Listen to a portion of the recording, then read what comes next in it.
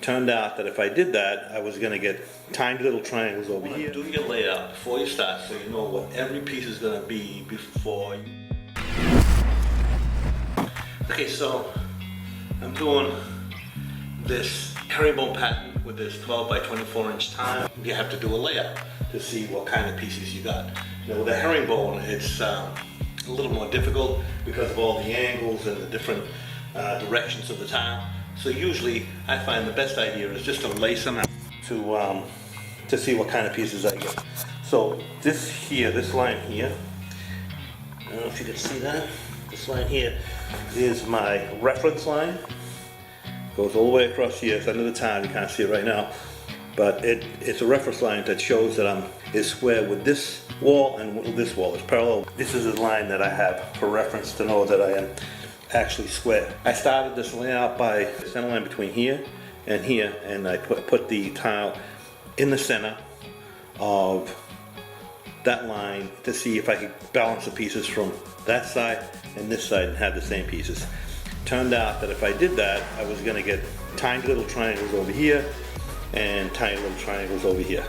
So I moved it over, I think it was about 8 inches, so that I could get better pieces over here. These pieces here, all along here, these pieces here, they're all going to be the same size piece. It's just going to be one piece over here. And the same over here, we're going to have just a bunch of triangles, all the same size. Over here, we get, on this square wall, we have 3 different size tiles. Do your layout before you start so you know what every piece is going to be before you actually set a tile. You want to make sure you get a line, reference line that is parallel and one that's square if you need it. In this case I just need the one line. And you want to know what your pieces are going to be before you start so that you don't get any surprises. You don't want to end up with tiny little triangles in, on the spots. So over here, I'm going to end up with, it's going to be full over here, and one of the pieces is going to be a full tile, the other pieces are going to be cut, obviously. And over here, I get, it's not optimal. So imagine that's my wall. These are the pieces that I'm going to get across here.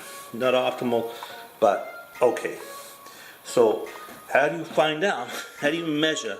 Because you can't you don't want to cut the tiles to fit them in to see what they're gonna be. So how do you visualize that? How do you see that? Well, it's not that hard. So I measure from that corner to the wall, and then I move back a couple of rows and measure from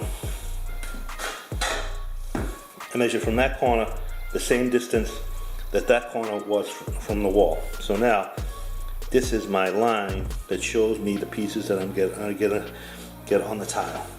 This other way, all I have to do is find one, and I was lucky that I had room because there's a sliding door to fit that under there, and these pieces are going to be all exactly the same. It's going to be that piece and that piece.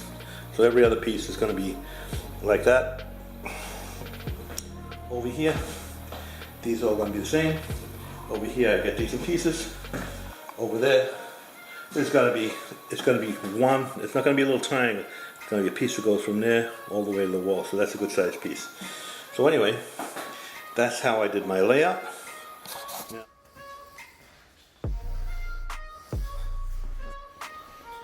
So that's how I did my layout. So now I'm going to get ready to start setting some tiles. And I'm going to make sure that I keep this reference line in mind so that I'm actually square, or I am actually oriented correctly with this line, so that I don't come off on an angle, and that I actually am parallel.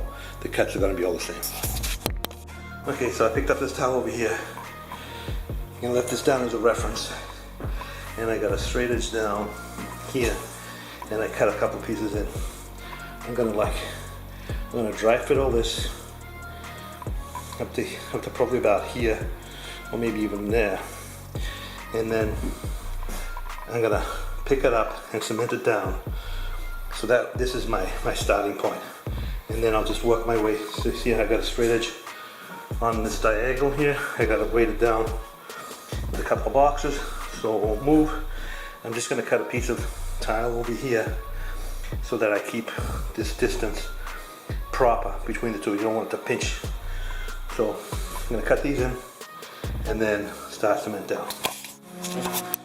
So as you can see here, my laser line goes straight along that edge, but I'm short over here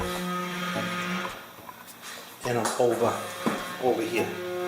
Now that's gonna happen when your herringbone, now I'm using a 1/16 of an inch grout line here. So if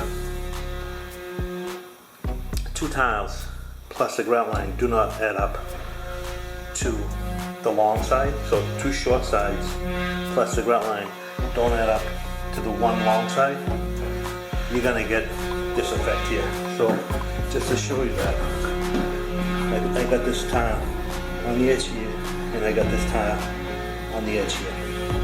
And the grout line in between is like 3/8 of an inch. Because I'm using a 1/16 of an inch, but it's too big a grout line to use. So because the 1/16 of an inch grout line that I'm using, that's gonna throw off this straight edge so that I can't go from one tile to the next with a straight edge, because here I'm on, there I'm too long, and then I'm too short. Okay, so to help with this problem here, I cut these pieces of tile, which are the exact difference, so I can still use my straight edge.